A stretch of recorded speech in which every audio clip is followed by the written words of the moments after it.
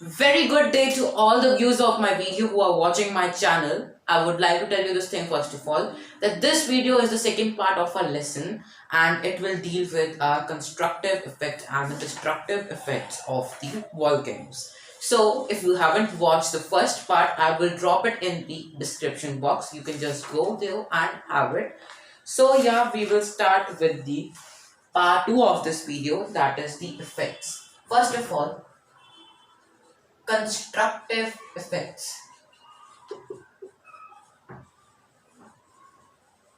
What does the word constructive mean now? The word constructive means to construct something. So here the construction of some things are formed, like plateau. Plateau is formed, mountains are formed, and plains are formed, and many other things are there, that other for landforms are there which are formed. So we will be dealing in very detail about the constructive effects first of all. So first of all, let's come to landforms only. These all types are of landforms. We did it in the previous lesson. Plateau, mountain and plains. Now constructive effect, it leads to the formation of the landforms. So the landforms created on Earth's surface are called the extrusive landforms. ये हमने last chapter में cover up कर चुके हैं. नहीं देखी video तो please जाके देखिए.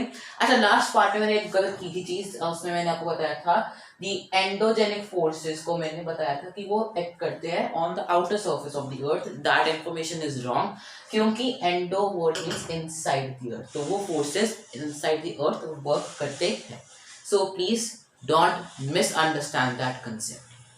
So अब यहाँ पे हम आते हैं अपने extrusive forces, the forces which are acting outside our earth. So number one, volcanic plateaus. अब volcanic plateaus कैसे बनते हैं? So number one is volcanic plateaus. They are derived from lava which flows from the volcanic eruptions. हमने पढ़ा था. अब क्या होता है, जो लावा होता है ना, सी आपका जब आपको मैंने लास्ट वीडियो में बताया कि जब आपका हॉट फायरिंग मटेरियल अंदर होगा, what is that called, please do comment me down in the comment section. And जब वो बाहर आ जाता है उसको हम लोग लावा कहते हैं. This is I think very clear. And जब वो लावा बाहर आके सॉलिडिफाई करता है एंड वो एक लैंडफॉर्म का शेप ले लेता है, and that landform makes your plateau. So अब आपको पता होना चाहिए एग्जाम्पल, तो आपको पता होना चाहिए डेक्कन प्लेटू इन इंडिया. बहुत फेमस है, बहुत बारी इसका नाम आपने सुना होगा in your geography books in the lower classes also. And other examples are the South African plateau and your Colombian plateau and the Ethiopian plateau. Please learn करिए इनको. एग्जाम्पल्स इंपॉर्टेंट है from the view of asking, क्योंकि examples आते हैं. The next are the volcanic mountains. The second are your volcanic mountains. अब volcanic mountains भी कुछ ज्यादा different नहीं है, ये भी बस बनते हैं with the eruptions only. तो अब क्या होता है, the mountains are built from the material ejected from the fissures in the earth's crust. तो अब crust की जो यहाँ पे ऐसे fissures है अंदर, तो उसमें से जो material बाहर आता है उससे ही mountains बनते हैं. तो mountains is basically derived from your lava only. अच्छा, ये क्वेश्चन बहुत इंपॉर्टेंट है. Why volcanic mountains are most diverse? The answer is that because they are having a great difference in volcanic eruption as well the material they throw up. तो क्या होता है, जब आपको बताया था मटेरियल प्रोडक्ट्स, तो जब प्रोडक्ट्स वो बाहर फेंकता है, so what happens is the different kind of products are formed. So you must be knowing this thing. जब जैसा प्रोडक्ट होगा उस टाइप का आपका वो सब्सटेंस बनेगा. सो इसीलिए they are the most diverse. तो ये एक बहुत ही इंपॉर्टेंट रीजनिंग क्वेश्चन है. फिर एग्जांपल्स की बात करें दोबारा, इसके एग्जांपल्स आपको पता होना चाहिए. हवाई के अंदर है मोना लोआ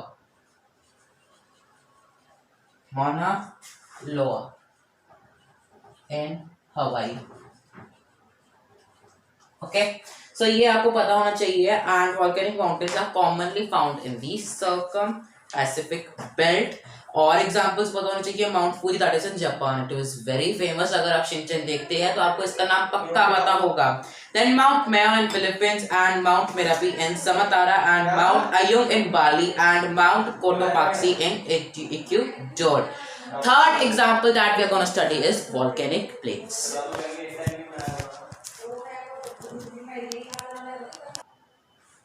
So अब हम पढ़ेंगे volcanic plains. तब volcanic plains भी वैसे ही फॉर्म होते हैं जैसे प्लेटूज और माउंटेन्स बने थे. तो volcanic plains are vast and smooth formed by extensive volcanic. Example is Victorian Plateau. Victorian is a state in Australia. Plains in Victoria, Australia are the finest example of volcanic plains. These plains are formed by volcanoes over the last 6 million years, with most recent eruption being at Mount Napier 7,002 years ago. Over 400 volcanic sites have been found in this region. तो अब दो इसमें नाम आपको important याद रखने ही रखने, that is your Victorian plains and the Mount Napier. Mount Napier क्यों इम्पोर्टेंट है एज अ क्वेश्चन, क्योंकि पूछ सकते हैं the latest plain that was formed 7,200 years ago. आपको टाइम स्पैन भी पता होना चाहिए है. Now fourth is your caldera lake. See it is a very important topic, so you must be knowing it very properly. So we have our caldera lake also now.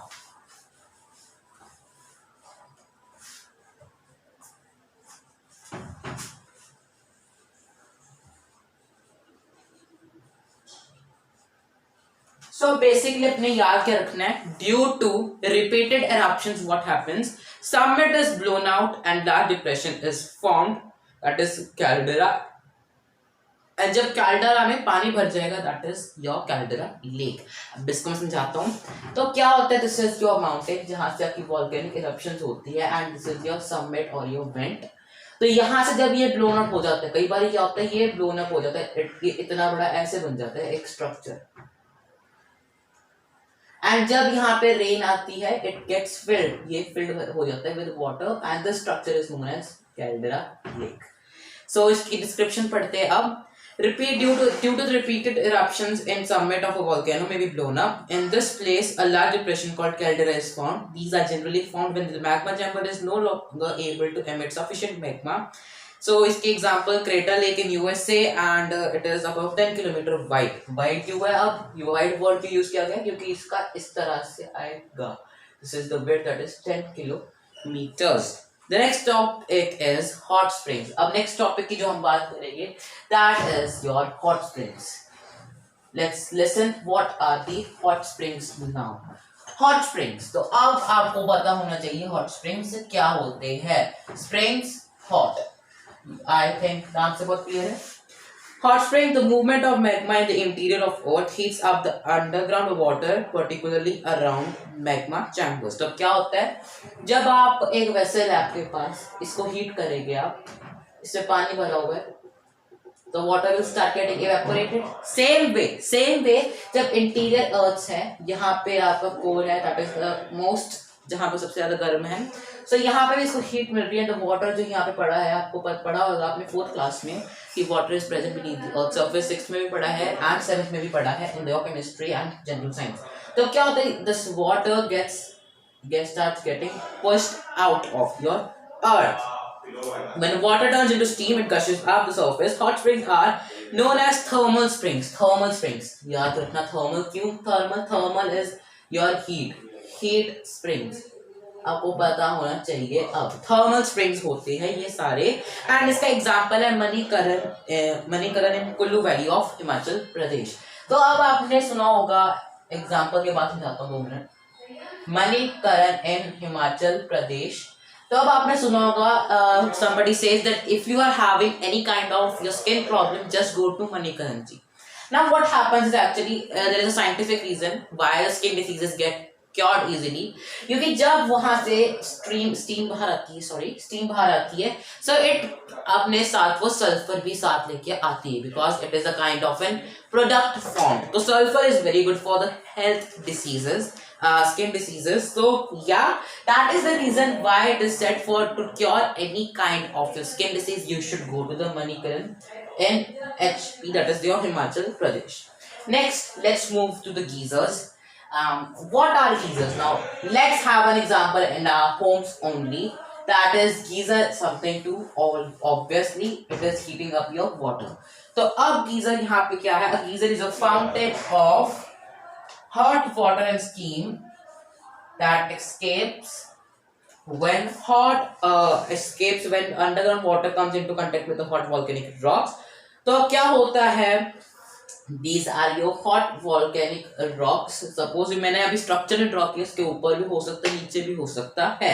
So what is happening is कि यहाँ पे क्या होता है, there is a fountain of hot water and steam that escapes when underground water comes in contact with the hot volcanic rocks. तो क्या होता है जब water comes in contact, the water comes in contact with the rocks, so that gushes up as your steam. Steam की तरह आता है, उस स्टीम को क्या कह देते हैं हम, geysers. So for example the Old Faithful geyser in Yellowstone National Park in Wyoming in USA. यहाँ का टेम्परेचर क्या है, it is measured at 95.6 degree Celsius. So अब और कुछ कंस्ट्रक्टिव इफेक्ट्स पढ़ने हैं. The lava and ash deposited during an eruption breaks down to provide valuable nutrients for the soil and thus create fertile soil which is good for agriculture. तो अब क्या होता है कि जब आपका ऊपर आता है, एश विल आल्सो कम. सो एश क्या, राख होती है, ठीक है. तो ash will get mixed in the soil and क्या होगा, तो soil will get a fertile. जब फर्टाइल हो जाएगी, जब हो जाएगी, वहां पे you can easily do the agriculture बहुत ही आराम से हो सकता है एंड दस वहां पे बहुत इजिली आपका एग्रीकल्चर ग्रो करेगा. सो इसकी एक इंपॉर्टेंस ये भी है. Second importance is the places that have high level of heat due to the volcanic activity inside the earth have higher potential for generating geothermal energy. Geothermal energy वहां पे होती है बहुत इजीली जहां पे हाई लेवल ऑफ हीट होती है due to the volcanic eruptions. Third one is the dramatic scenery created by the volcanic eruptions attracts tourist. तो ये अब टूरिस्ट कैसे हमें एक पॉजिटिव इम्पैक्ट देते हैं. Tourist generates revenue to the government. So government के पास रेवेन्यू आएगा, so it will surely help the growth in economy. This is also an constructive effect. So I hope आपको constructive effect से easily से समझ में आ गए होंगे. Now we will be discussing the destructive effects. Now what does the word destructive means? Destructive means to destroy, demolish, खराब कर देना, हटा देना. When the volcanoes erupt, they destroy life and property. तो क्या होता है, जो लावा होता है ऐसे, this is your mountain, lava comes and flows down. This is your plane, I think. ठीक है, ऐसे प्लेन आ जाता है इसके ऊपर. So what is happening is this is not just thing, वो लाइफ को करता है एंड प्रॉपर्टी. बिकॉज यहाँ अगर हाउस होगा कोई, तो हाउस विल गेट बर्न क्योंकि हाई टेम्परेचर है. If some kind of person is there and immediately eruption is there, body will get burnt, person will die. So second is agriculture fields are covered with layers of volcanic ash and dust, making them unsuitable for cultivation. उधर पढ़ा था हमने कि nutrients मिलते हैं उसको and thus it create fertile soil. यहाँ पे क्या है, ये जो agriculture fields are covered with layers of volcanic ash dusting made them unsuitable for. तो अब क्या होता है, कई बार आपको मैंने बताया होगा कि गैसेस भी आती है. So gases just cover the field. Suppose यहाँ फील्ड थी, तो it covers the field that are very unsuitable. तो वहाँ एयर में कुछ ऑक्सीजन के साथ और इम्प्योरिटीज आ जाती है. So pollution gets there. So pollution is created and thus it is unsuitable for your this thing agriculture. But अगर वही nutrients यहाँ ash इसके साथ मिल जाते then it is fertile, make your soil fertile and it is a constructive effect. ये बहुत important question है, थोड़ा सा correlate करो, ठीक है. Then huge clouds are formed by outer. तो अब मैंने बताया था लास्ट वीडियो में कि जब आपका रेन होती है एंड उसे जब ऊपर आके वो आते हैं व्हाट इज वेपर्स. ये लास्ट एक important question बताया था that vapors is the largest amount of product that is ejected out of the volcano.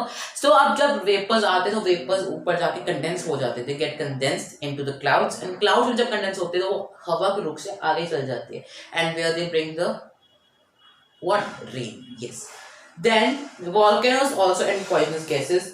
Same way, gases poisonous होती है, so that will surely cause your pollution. Then explosive volcanoes in ocean islands are followed by high tsunami waves. तो अब अगर वो होता है कोई भी volcano अगर ओशन के अंदर है, like talk about Andaman Nicobar islands, तो ओशन के आइलैंड है, ओशन के साथ. So what happens is it bring itself with your tsunamis. Now what is tsunami? If you would know the term tsunami, tsunami आपको आई थिंक आपके next chapter में इसका explanation अच्छे से दी जाएगी. But if you want to know what does it mean, it means is harbour wave. तो क्या होता है, एकदम से पानी ऐसे वेव्स बन के सारा पानी इधर आ जाता है. So it is demolishing all the buildings and लोगों को मार देता है, बिल्डिंग्स भी खत्म कर देता है. Next topic is important volcanic zones of the world. अब जोन्स की बात कर रहे हैं. जोन्स मतलब जैसे हमने पढ़ा था कि अर्थक्वेक के जोन्स भी पढ़े होंगे आपने 8th स्टैंडर्ड के अंदर कि इधर हाई सिस्मिक जोन है, इधर ऐसा जोन है. सो आपको डेंजर जोन, ठीक है, सेफ जोन, गेम्स की अगर बात करी जाए. सो अब important zones of your volcanics. Number 1 is the circum Pacific belt.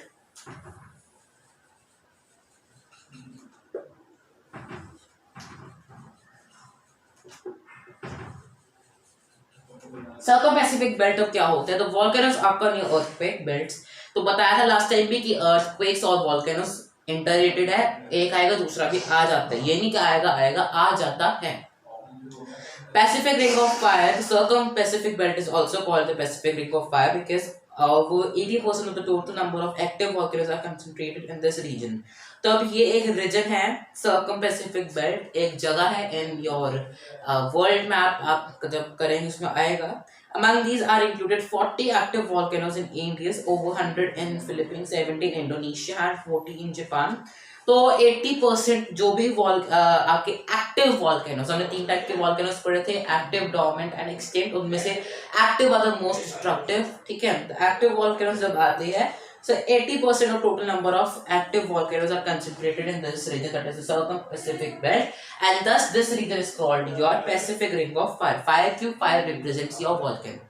Next is the Midworld Mountain Belt. Mount Vesuvius, Mount Etna, Mount Stromboli are famous active volcanoes. They are located in the Midworld Mountain Belt.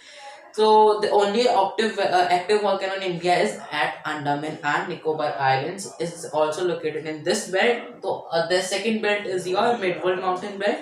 तो उसमें आपके Italy का cover हो जाता है, India के कुछ हो जाते हैं cover, and then your Mount Kenya at Africa and your Hawaiian islands is also covered.